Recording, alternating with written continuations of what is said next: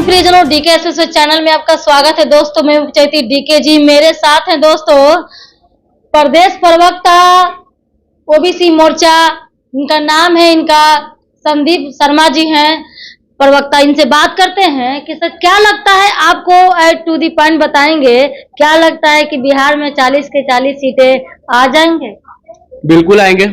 मोदी जी ने काम किया है, 2 टर्म से काम किए हैं, तो तीसरे टर्म भी लोग विश्वास जताएंगे और मोदी जी पे विश्वास जता करके 40 के 40 सीट, पिछले बार 39 सीट पे हम लोग रुक गए थे, इस बार 1 सीट जो घट रहा है वो भी ले लेंगे।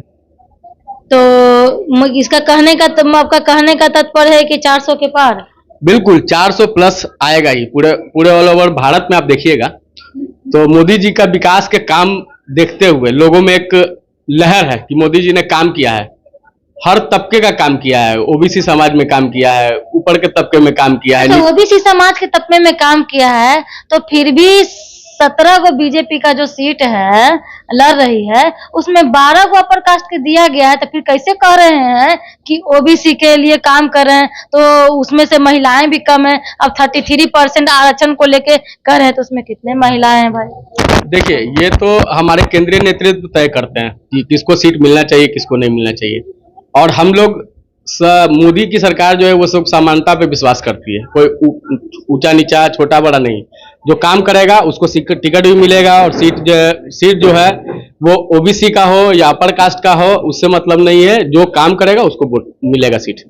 तो ये कहना चाह रहे थे कि आपको क्या लगता है कि जाति के आधार पे आरक्षण मिलना चाहिए, कि जो गरीब तबके लोग हैं, जैसे ठीक है हम भूमिहार हैं या हम लाला हैं या राजपूत हैं, हम गरीब हैं, हम पढ़ नहीं सकते हैं, पढ़ा नहीं सकते हैं, खर्चा पानी घर का नहीं चला सकते हैं, तो क्या मुझे आरक्षण मिलना चाहिए या नहीं? या जाति को देखे कि हम जनरल में हैं तो हमको आरक्षण नहीं मिलना चाहिए? अब SC ST अति पिछड़ा उन लोगों को सिर्फ जाति के नाम पे, लेकिन है टाटा बिरला, उसको आरक्षण मिलना, गैस सिलेंडर से लेके सब चीज सुख सुविधा, इस पर क्या कहेंगे? आरक्षण होना चाहिए या नहीं? देखिए, ऐसा है कि आरक्षण का प्रावधान तो हम तय कर नहीं सकते हैं, वो तो हमारे कुछ संविधान में भी है और कुछ हमारे नेताओं ने भी निर्धारित किया है। लेकिन आरक्षण का प्रावधान तो गरीबी के हिसाब से ही होना चाहिए, ठीक है। और इस पे बात भी चल रही है, चुनाव के बाद हो सकता है कि इसी टाइप का फिर आगे कुछ बने, रूपरेखा तैयार हो, हमारे मोदी जी इसको करें। क्योंकि अपर कास्ट को भी हम लोगों ने आरक्षण दिया है 10%, अपर कास्ट को भी दिया है, अति पिछड़ा का भी, पिछड़ा में अति पिछड़ा का आरक्षण है, पिछड़ा को तो ऑलरेडी आरक्षण है ही, दलित को आरक्षण है। तो मोदी जी के सरकार में सभी वर्गों का, समस्त वर्गों का विकास, सबका साथ सबका विकास के तहत सभी लोगों को आरक्षण दिया हमने, और ऑलरेडी अभी दे दिया है। तो बिहार में क्या लगता है कि बिहार में जितने लोग पलायन करने जाते हैं, जा रहे हैं यहाँ से, क्या फैक्ट्रियां लगेगा यहाँ पे, कुछ होगा यहाँ पर? देखिए, बिहार में लालू के जंगल राज से त्रस्त होके सभी ने यहाँ से पलायन किया था। अभी धीरे धीरे हम लोगों ने 15-16 साल जो नीतीश कुमार की सरकार रही, बहुत हद तक यहाँ पे लोगों का आना स्टार्ट हो गया है बिहार में।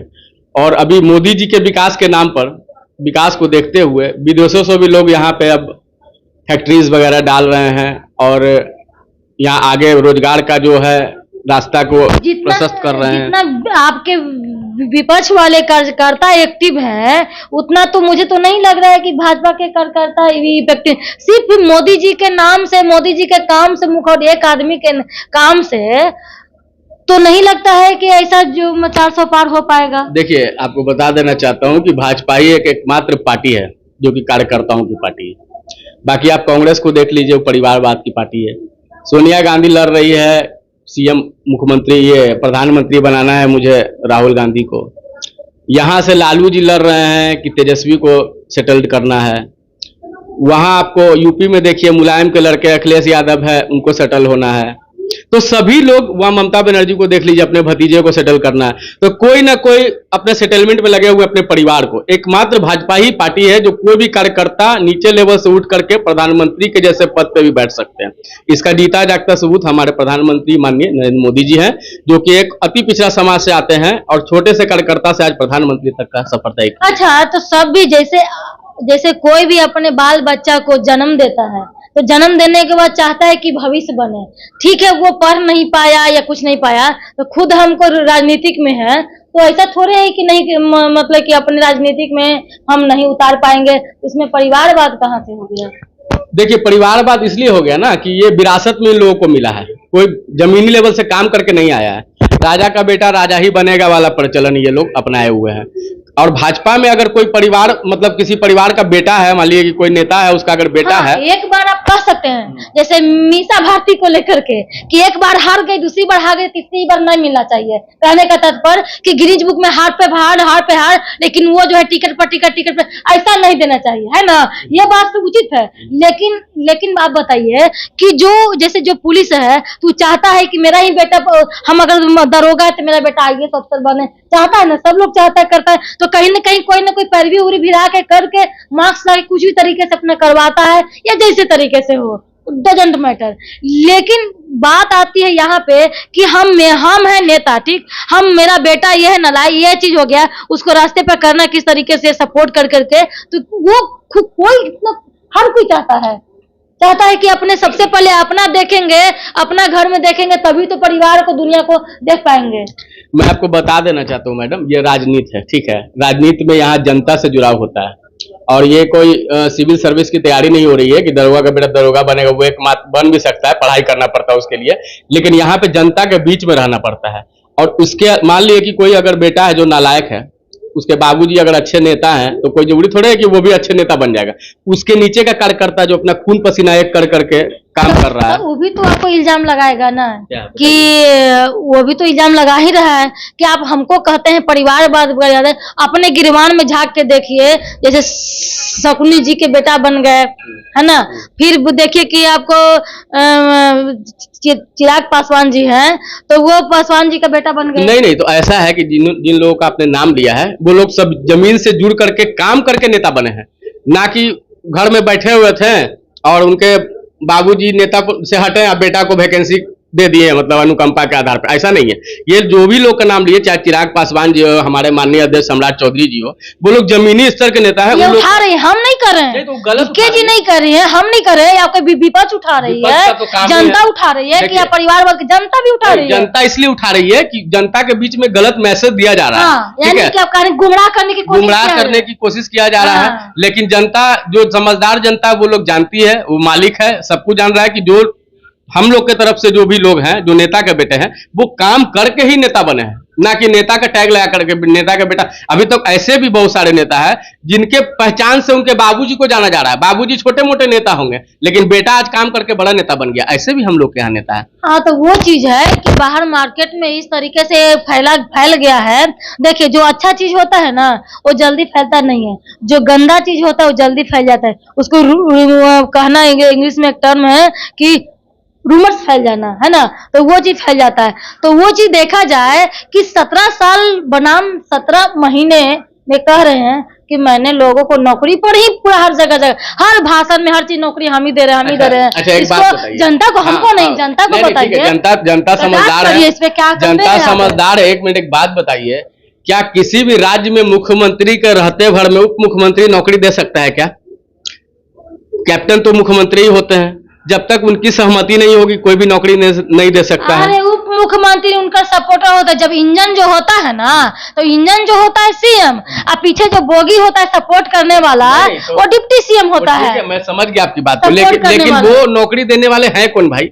जब ऑलरेडी आपके मुख्यमंत्री आपके ऊपर है, और मुख्यमंत्री का ही सारा चीज, अगर राज्य में काम नहीं होगा तो मुख्यमंत्री की बदनामी होगी, राज्य में अच्छा काम होगा तो मुख्यमंत्री की तारीफ होगी। तो नौकरी जब देगा तो मुख्यमंत्री का नाम होगा, नहीं देंगे तो मुख्यमंत्री का बदनामी होगा। तो इसमें उप मुख्यमंत्री का कहां से रोल आ गया? अच्छा, जो डिपार्टमेंट में नौकरियां बटी भी है, वो संभावित डिपार्टमेंट भी उप मुख्यमंत्री का नहीं था, तो आपने कैसे दे दिया भैया? ये बताइए।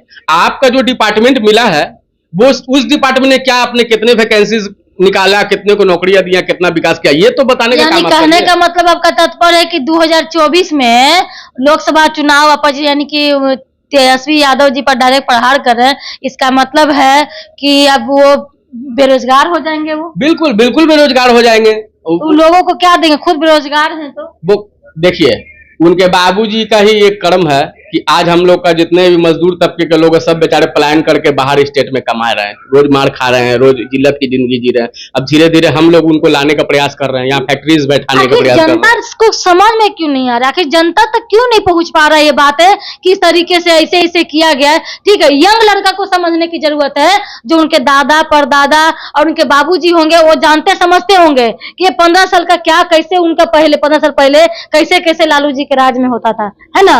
लेकिन अब जो यंग जनरेशन है तो कहता है कि तेजस्वी जी के लिए जान दे देंगे। अब पूरा आप खुद जाते होंगे करते होंगे, अब खुद इस चीज को समझते होंगे कि क्या इस बार माहौल जो है ना गर्मा गर्मी का है या नहीं है, कैसे चल रहा है। नहीं देखिए, कोई कंपटीशन है ही नहीं, इसलिए क्योंकि देखिए ये लोकसभा का चुनाव है, ठीक है। यहाँ पे देश को विकास चाहिए, अब विकास के नाम पे नरेंद्र मोदी का सरकार फिर से बनेगा। और तेजस्वी का क्या है, एक क्षेत्रीय पार्टी है राजद का, वो यहाँ कुछ लोगों को बरगला सकते हैं, लेकिन ये बाहर जाकर के किसी को नहीं बता सकते हैं। वो अपना कुकर्म तो पहले बताए कि उन 15 साल में उनके पिताजी ने कितना कुकर्म किया है, कितना घोटाला किया है। लड़कियां घर से रात में निकलती नहीं थी कि उनका साथ क्या हो जाएगा कोई गारंटी नहीं था। मैं भी उसी जनरेशन का हूँ, मतलब उनके जनरेशन में मैं पल बढ़ करके पढ़ाई कर रहा था। जब रात होता था तो 6 बजा 5 बजा लालटेन में क्या बोलते हैं उसको, लाइट कट गया, ढिबड़ी में पढ़ाई करना पड़ता था। बाहर में रोड का स्थिति ऐसा था कि साइकिल तक अगर घर में है तो आपका साइकिल सही से नहीं चल पाएगा। और बेटी बहू का इज्जत का कोई ये नहीं है। उनकी बेटी मीसा भारती का शादी हुआ था, आज भी लोग गवाह हैं। नाला रोड से कितने फर्नीचर के दुकान से फर्नीचर का ये उठा लिए हैं, शोरूम से आपका गाड़ी उठा ली है। तो ये सब जनता भूल नहीं पाएगी। और अभी के जनरेशन को जैमर फैला करके कुछ भ्रमित किया जा रहा है, मगर उनके झांसे में जनता आने वाले नहीं है, सब लोग जानता है। तो क्या लगता है कि काराकाटा से उपेंद्र कुशवाहा जी जीत पाएंगे? पवन सिंह का तो पलड़ा भारी लगता है। देखिए ऐसा है कि हम लोगों का जो भी 40 सीट पे चुनाव हो रहा है ना, वो चेहरा नरेंद्र मोदी जी का है। और प्रत्याशी कोई भी हो, नरेंद्र मोदी जी के चेहरे पे ही जनता मोहर इस बार लगाएगी कि प्रधानमंत्री मोदी जी को फिर से बनाना है, 400 प्लस वोट लाना है। अब पूर्णिया को लेकर तो वही लग रहा है आपका, कैसे चल रहा है? पूर्णिया भी आराम से हम लोग ही जीतेंगे। संतोष कुशवाहा पहले भी जीत चुके हैं और उनको जनता के ऊपर अच्छी पकड़ भी है। पकड़ है। अगर संतोष कुशवाहा जी लोकसभा में अभी लड़ रहे हैं तो पिछले बार जीत चुके हैं, तो जीतल का कार्यकाल में अगर कुछ ढंग का पप्पू यादव जैसा जो कुछ या जैसा चीज है जो जमीन लेवल पर अगर काम किए होंगे तो जरूर इस बार मोदी। देखिए वहां की जनता ये चीज क्यों जान रही है कि पूर्णिया में क्या है कि बंदर बाट वाला कहानी है। कांग्रेस से लड़े, कांग्रेस को सीट नहीं मिला तो ये निर्दलीय उठ गए, और राजद वाले उनको मतलब एक अलग से कैंडिडेट वहां पे बीमा भारती को उठा दिया। वो तो जदयू में थे तो वो इधर ही मांग चांग करे थे, नीतीश कुमार को परेशान किए थे कि हमको टिकट दीजिए, नहीं दीजिए तो चल जाएंगे, तो चल गए तो उधर मिल गया तो ठीक है। तो वो जो भी सीट मतलब बंटवारा होगा सीटों का, ये वोट का, वो दोनों में ही बंटवारा होगा। बाकी जो भाजपा का सुरक्षित जो सीट वहां पे है वोटर, वो सुरक्षित है। और फिर से और देखिएगा कि ज्यादा बढ़ करके ही वहां पे ऐतिहासिक जीत दर्ज होगी। चलिए बहुत बहुत धन्यवाद। देख रहे हैं दोस्तों आगे क्या होता है राजनीतिक में उलटफेर, यानी कि मेरे हिसाब से यह चीज कहना ये चाहती हूँ कि इस बार जो है कह रहे हैं कि इस बार 400 के पार, बिहार में 40 की 40 सीटें दावा करते हैं कि आएगा ही आएगा। अब कोई प्रत्याशी कोई मतलब नहीं है, मेन जो प्रत्याशी मेन जो हेड है सर्वे सर्वा मोदी जी के नाम से ये लड़ा जा रहा है, क्योंकि उन्होंने 10 साल में इतना कुछ करके दिया है ना हम लोग के, उनके तो कर्जदार है लोग है दोस्तों। जय हिंद। देखते हैं डीके सोशल में, लाइक शेयर कमेंट सब्सक्राइब करें, फॉलो करें।